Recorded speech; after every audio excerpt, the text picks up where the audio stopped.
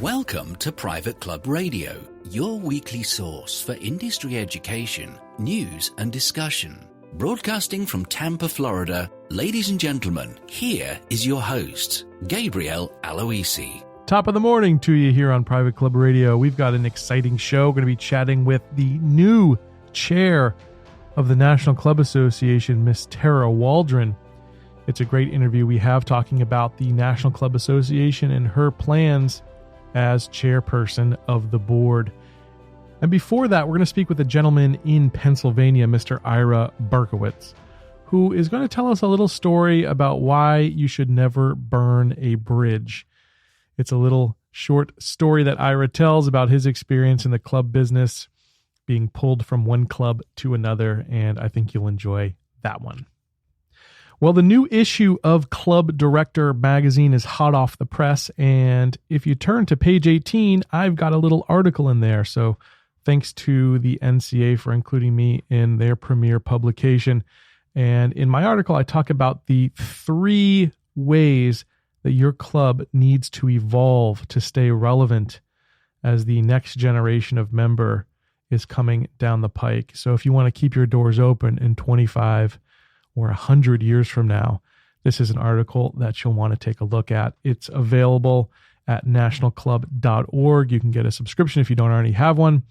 And I've also posted that article up on my LinkedIn page. If you don't subscribe to the article and you want to read it, just take a look at my post from about a week ago. That issue also features Terra Waldron, by the way. She's the face of the cover, and she's getting a lot of press, which is great because she is really a standout in our industry. The other little news item is the book that I'm working on here at the office, The 16 Stories That Sell Memberships, is getting closer to publication.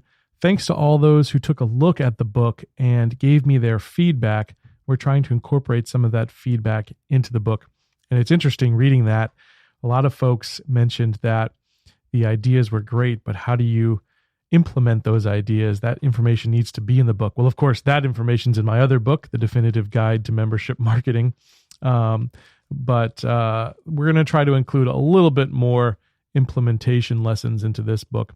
I've also got it translated into Spanish. I'm lucky to have a few Spanish-speaking members of my team here at the Private Club Agency.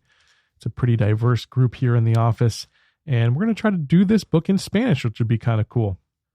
There's still a little time to get a preview copy if you want to be one of the first to read it. Just reach right out to me directly, gabe@privateclubagency.com, and I'll have my folks here send you a copy of the book. That way you can have a read and put your feedback in before we finish this thing, but I'm hoping to get it done in the next month or so. The last little announcement that I want to give you is to let you know that I'm starting a little new venture over on YouTube. And if you've been following me on social media, you know I've been trying to create more video content this summer and try to be a little bit more consistent with it. And I was getting consistent, but I've kind of taken my foot off the pedal because I'm really gearing up for a big new show release that's going to come to both the Golf Radio Network, this podcast network, of which Private Club Radio is one of the shows, as well as a show that's really video-based and meant for YouTube. So I say all that to ask you to do me a favor. If you could go over to YouTube and just search for my name, Gabriel Aloisi, and hit the subscribe button, that would mean the world to me. I'm trying to build the subscriber list now so that when the show is ready to be released, there is a nice little audience waiting for it. It's going to be very educational, but it's also going to be fun and entertaining. And I'm going to be traveling around the world to some of these golf courses that I'm visiting anyways, but just taking a little bit deeper of a dive. And I'd love to share some of those insights with you on the channel. So please go over to YouTube, just search for my name, or just type in Aluisy, my last name. It should come up. And please do hit the subscribe button. That would mean the world to me. All right, that's it for announcements. We're going to take you over to our first interview, Mr. Ira Berkowitz. Enjoy.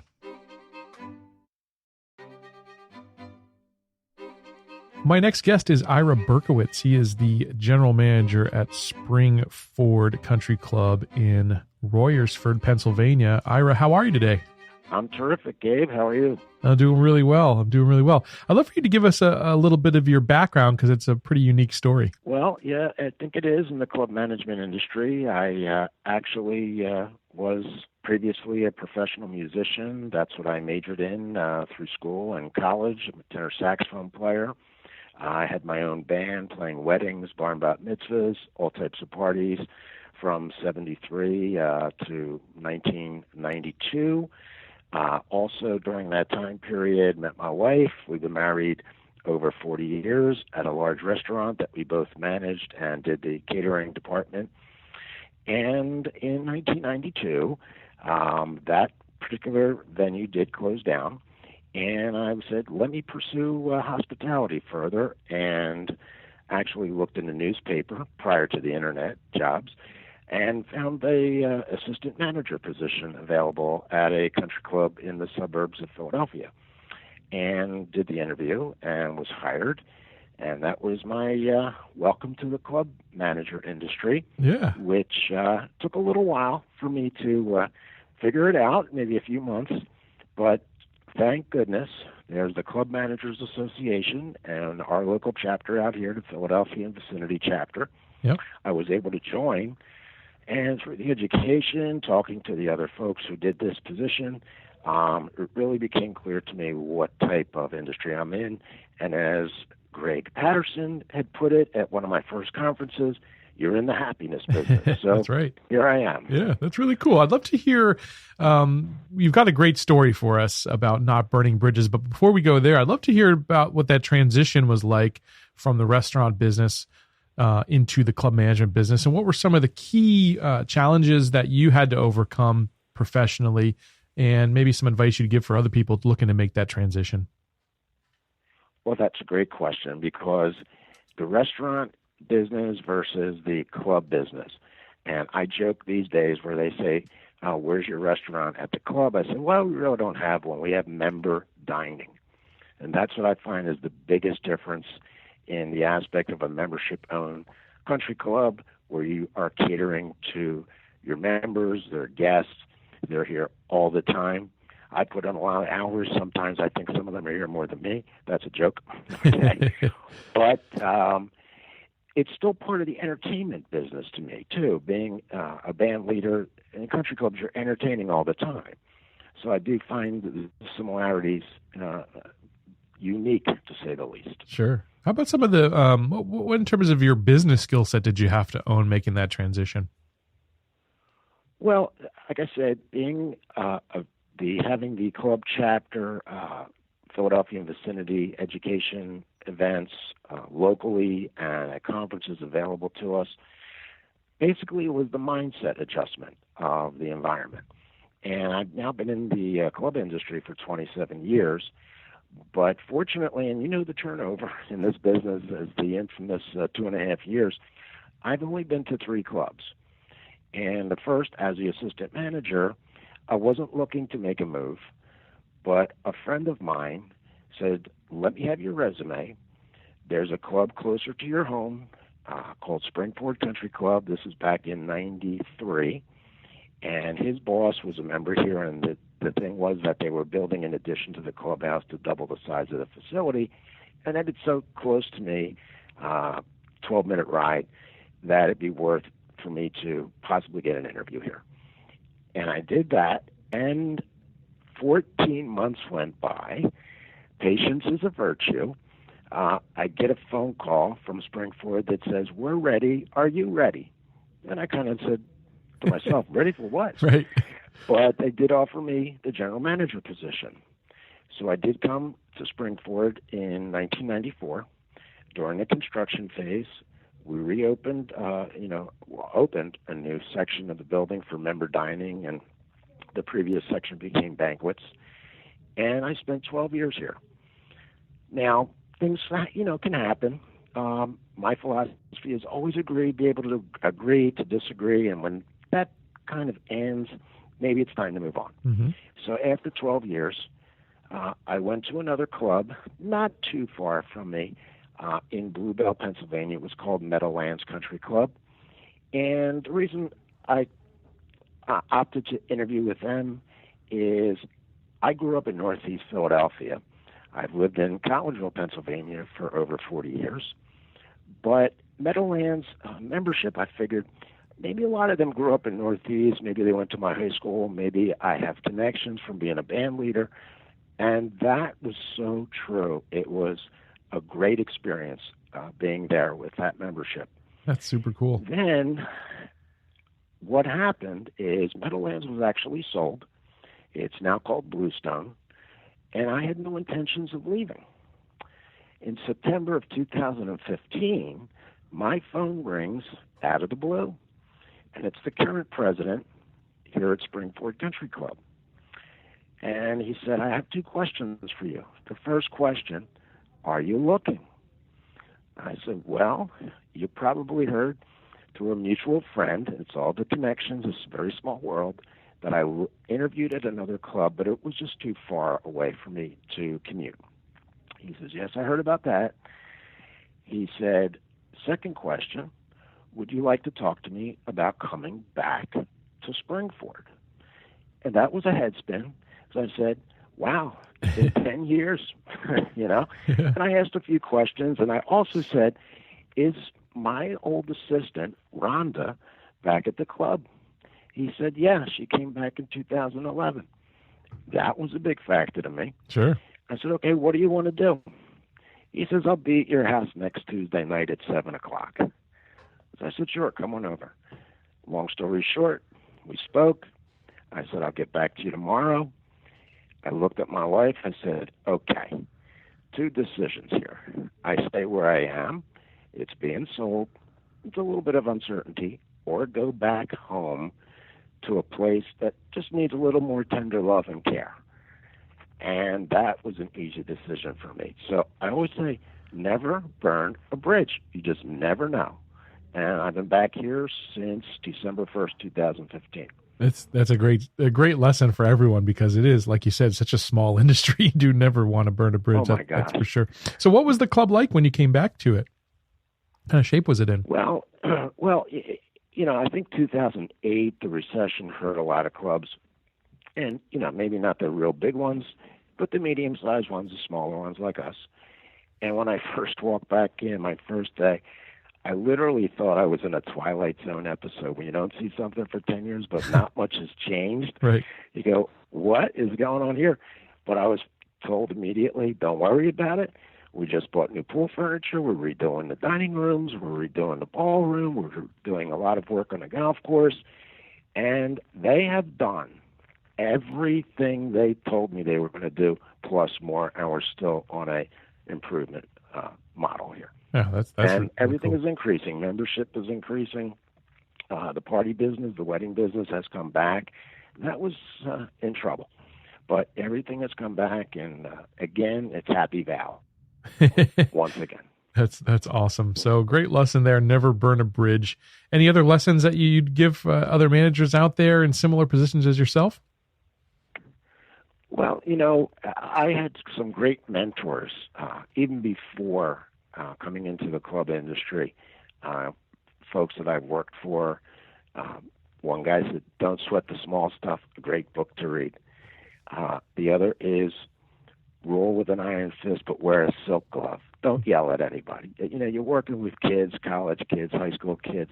You know, just, you know, tell them how to do the job right in a polite manner.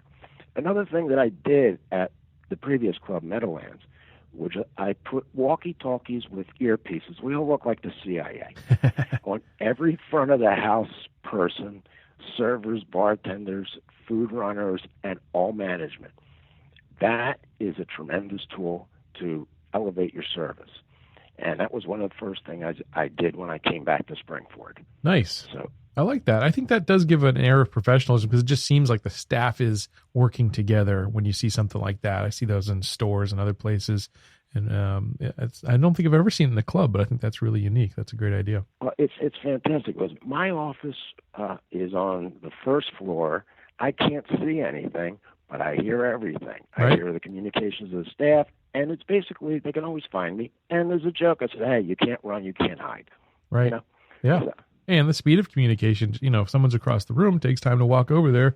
You do that 10, 20 times a night. And you just saved yourself a lot of time using a system like that. I like that a lot, Ira. That's very cool. That's very cool. Thanks. Yeah, it's awesome. Yeah. Well, hey, I appreciate your time and coming on the show and sharing that story with us. I think it's a valuable lesson that everyone needs to hear. So thank you so much, Ira, for being on Private Club Radio with me. My pleasure, Gabe, and thanks for letting me partake in this radio show. I can't wait to hear it. Thanks, buddy. It's a simple lesson, but so very, very powerful. Thanks to Ira for sharing that story with us. I want to remind you to check out our partner, our new partner here on the show, MemberText. You can go to the website, membertext.net. And here's why you want to do that. If you've had trouble reaching your members or getting engagement from your members, this solution could be the answer. MemberText.net is all about getting your members notified immediately and getting instantaneous response from your membership. I'll give you an example of why this can be so important. Here in Tampa, Florida, where I live, for the last 3 weeks, it's rained just about every single day. And not just a little rain, a ton of rain. And so our club has had to shut down the driving range on certain days. They've had to have the cart paths 90 degrees. They've also had to have it cart path only on the course. And every single day they're sending us an email on that. And some days I open it, honestly, and some days I don't. And I think I'm not alone there. In general, email now gets about 20 to 30% open rates from your membership. And if you're looking to increase the open rate and the response rate, membertext.net provides that solution. Justin Bear's the founder. He's an all-around nice guy. In fact, I had him on the show last week, and I invite you to listen to his episode and see if their solution is right for you. It costs nothing to take a demo with Justin. And for a service that starts at $99 a month, it to me is a no-brainer. Check out membertext.net and communicate more effectively with your members. All right, without further ado, I'm going to bring on our next guest, Terra Waldron. And now it's time for Club Perspectives, presented by the National Club Association. I'm joined this month by Terra Waldron, who is the GM over at Greensboro Country Club, and she is the new board chair of the NCA. Terra, welcome to Private Club Radio. Gabe, thank you. Very, very honored to have this conversation with you today. Thank you. Yeah, you're my Baltimore buddy. I guess first question I have for you is give us some facts about the National Club Association. Just let us know what the organization's all about for people who aren't aware. Oh, be happy to. I'm so proud to be associated and to be the chairperson this year to represent NCA and work with such a fabulous board. NCA is the only organization that really actively lobbies in the U.S. Congress on behalf of private clubs. In addition to the lobbying, federal legislators, the advocacy program includes defending private clubs, their interest in a lot of the regulatory agencies, state houses, and the courthouses. We were founded in 1961, and they've worked throughout the years to help clubs deal with issues affecting them, mostly on taxation, public accommodation, legislation, balancing the needs for privacy with the realities of outside business, and to also help clubs find answers to, the myriad of issues that can affect the industry and our future. It was formed, as I mentioned, by a group of about a dozen clubs to fight the repeal for the 20%, the federal excise tax on clubs and the initiation fee. And see, the same tax was reduced to 10% for other entertainment way back in 1960. But the club leaders at that time, the 12 that were the group, I don't think they probably called them the Dirty Dozen, but they could have been as such, I'm sure, right. That they helped clubs that were unfairly targeted. And so in 61, Congress also seriously considered the elimination of dues deductibility, which NCA was a key part. And NCA works predominantly mostly with private contributions. And so the founding NCA members lobby the club industry and Congress, and they traveled and spoke throughout the country. So by June of '65, Congress repealed the excise tax on club fees, and the organization had grown to approximately 50 members at that time. And we can fast forward, and so now we've worked in the 70s and the 80s, and as recently as 2018, working to the challenge of the dues and the meal expenses, which we all have had to deal with upon occasion. The NCA now is developed, and we have 400 members of club members of some of the most prestigious clubs in the country. And the 82% of the NCA club members are golf and country clubs. 9% of the club members are city clubs. 5% are club members are yacht clubs. 3% club members are athletic clubs, and then we have the other percentage that are joined as that 400. We have 16 corporate partners. We have 55 associate members representing leading industries and service providers that help all the clubs maintain and elevate our operations and also the services that we provide for the membership. So we work together to have a partnership to provide the best resources in the industry. I think the one proud fact that the board can all rally around and many of the members are very pleased about is the amount of periodicals that we produce. We have a club director that goes to the boards that are comprised of our clubs. That's on a quarterly basis. The Club Trends, and that's in conjunction with McMahon Group that we have a great affiliation with. We have Club Business, which is brand new in the spring of 2019, and that was working with Club Benchmarking to provide that periodical. We have the weekly Washington Update, and this is weekly when Congress is in session to keep our membership informed of what's happening up on Capitol Hill. Then we have the NCA Agenda, which comes out monthly, and then the Club Industry Brief, which is also available to non-members, and that goes out on a bi-weekly basis to keep everyone informed. And then we also have some additional publications, the Club Director Reference Series. We have a board toolkit. We have strategic planning for private clubs and the all-important club governance standards. And then what we've concentrated on very heavily this year for contributions, and then also as we have brought on a new staff person, Joe Traeger, Vice President of Government Relations, was with the Club PAC. And this is our political action committee that we financially support congressmen and senators that advance issues that are so private to the club industry. And it allows us to get to the table to hear about the concerns and all the amount of money and how important these clubs are to the communities that they're in. That I think is a very good talking point that many do not realize how much contribution there is, and for jobs and what a stability it is in these communities. And lastly, NCA's joined McMahon Group, and Club Resort Magazine as a co-sponsor of the Excellent in Club Management Awards. Was founded by McMahon actually back in 1997. And this recognizes a lot of the up-and-coming private club general managers, chief operating officers who've exhibited outstanding skills within the industry and in managing their club. So this is just a wonderful organization. We have 18 persons on the board, but it's a diverse board comprised of general managers, industry professionals, and club members, actual club members, not just general managers. And it's about a $1.7 million nonprofit trade association that's in Washington, D.C. with 8 full-time employees. Yeah. Well, and now you are the new board chair, as we mentioned, and are you the first or the second female board chair for the NCA now?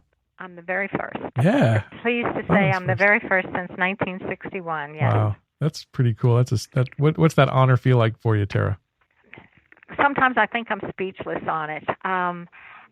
it's nice to be recognized, just that someone who does a job well done. I've never been a feminist, if you will, to the nth degree by any means. I think it is just the acknowledgement of good work that was recognized, and it's such an honor to be that person that will spearhead and be at the helm for this year to work with all those wonderful board persons and clubs that we have such passion about. Yeah. Well, I know that you're well regarded and esteemed throughout the industry, because I know when I took a picture during the conference last year when you were getting introduced as the new board chair, I think that post had, 7,000 or 8,000 views and lots and lots and lots of comments. So people were sharing it and saying so many nice things. So people love you out there, which is great.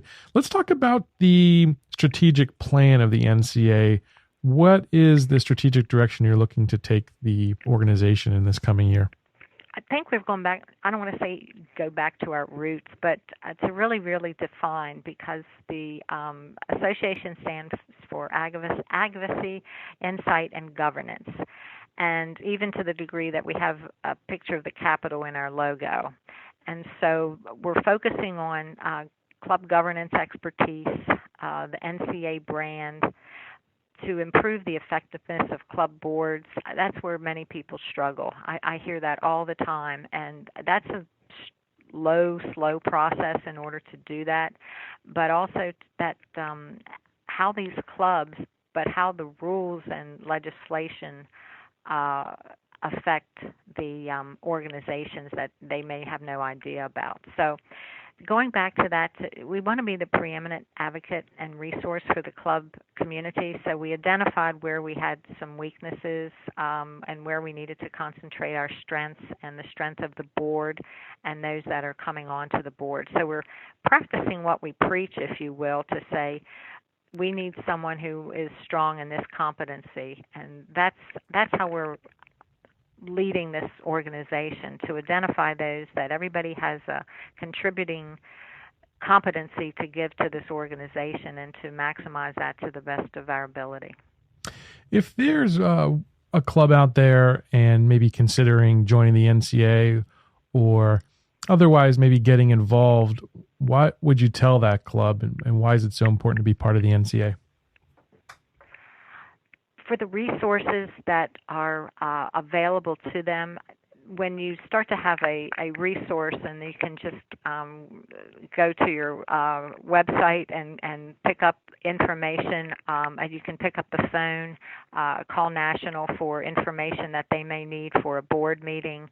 The problems and issues are common. They're common because most of them are 501c7 or 277s, and they have those same issues. And many of them have been litigated in the past, or they have an outcome, or some people just don't know. So I think the resources that and the information and factual information that the club provides to protect the club. Quite honestly, because today's world's a little more litigious, and you have these factors that go into it, and so you need to be aware, educated, and competent in your job, as well as your board of directors. Many of your boards are board directors of for-profit entities, and they have some of that background, but they just don't have the pure information and factual information on how clubs differ from a governance point of view, and how maybe decisions that they make could compromise the club, which would in turn compromise staff and the members, of course. Right. I just love all the you mentioned them, but the different publications they put out. I love getting the emails.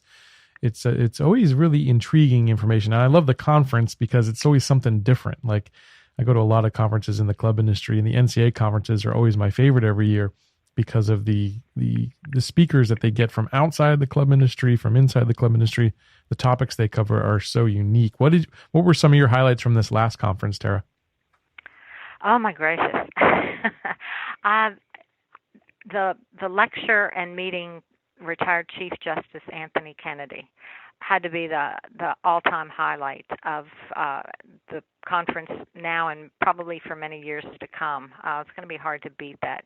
Just to be in the actual Supreme Court and then have the reception in the courtyard with Justice Kennedy, but also the insight that he gave on how decisions are made and how they work as a team, unified, and how many things they need to look at per year, and some more, after that, I guess, grassroots, if you will, but that was so insightful and so enlightening that you just went away in awe on a person of that caliber, on how they are so serious about their job and how it affects the United States. Yeah.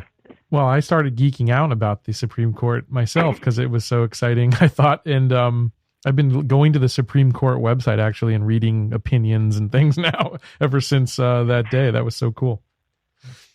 Well, it is. I mean, it just, there's these 9 persons that can absolutely, mold the history, and he was there and he was approachable, and to talk on how they did it, and he's so humble and he's so knowledgeable. It was just, he's an icon. He really is. And to have that opportunity was once in a lifetime of those of us that participated in that. Some other great persons that we had also, Howard Milstein, the executive chairman from the Nicholas Company. Very quiet demeanor, but on their approach to things. The other person fascinating is clubs are transitioning so fast, and we all talk about them being like a huge battleship that you have to, it takes, months, days, weeks, hours to turn. It's the Gathering Spot, this new type of club that was launched in Atlanta by these young persons that now have diversified and are in several areas of the country, in the more progressive areas. And then David Rubenstein from the Carlisle Group. So all these different perspectives, and many are members of our club. They certainly are very well renowned in their own communities, but just how that perspective. And then to have the radio and TV star Tucker Carlson from Fox News, who is just as you see him in person as he is on TV. Fascinating. Yeah, his daily routine is pretty interesting. He talks about how he wakes up, takes his dog to the park. I think he goes and has he writes his scripts, and he does his thing, and he retires every evening to his private club there in DC. I forget which club he's a member of. Was it the Arts Club? Which one? I thought he said Metropolitan. Yeah, you might be right. I thought he said, yeah, because he loved the salad. I remember saying also that for lunch it was kind of a quiet time, and he would go and have a fantastic salad, and then it was a recluse for him. Yes. Yeah, so it was cool. He was so entertaining. Dave Rubenstein, as you mentioned, extremely entertaining. So there was a good mix of like really great education plus that entertainment, which I thought was great. Ryan Wilson, you mentioned from the Gathering Spot, he was on the show as well, and I do love that concept. It's something very unique in the club industry. So again, conference is so great every year just to get all these unique perspectives. The NCA is such a wonderful organization. It's an organization for the club members, basically for the board. I'm honored to be the leader of the helm at this point in time, and we expect great things to happen up on Capitol Hill from some of our club pack, and just very honored and humbled to have the position, but to also be able to share that with you today, Gabe. Yeah, well, we've got a great captain at the helm in you, Terra. So thanks so much for joining us here on Private Club Radio. Definitely want to tell everyone to check out the National Club Association's website, which is nationalclub.org, and learn more about what the NCA can do for the club industry and for your club in particular. Terra, thank you so much for being on Private Club Radio's Club Perspectives with us this month. Gabe, thank you. It's my pleasure. To learn more about the National Club Association, please visit nationalclub.org.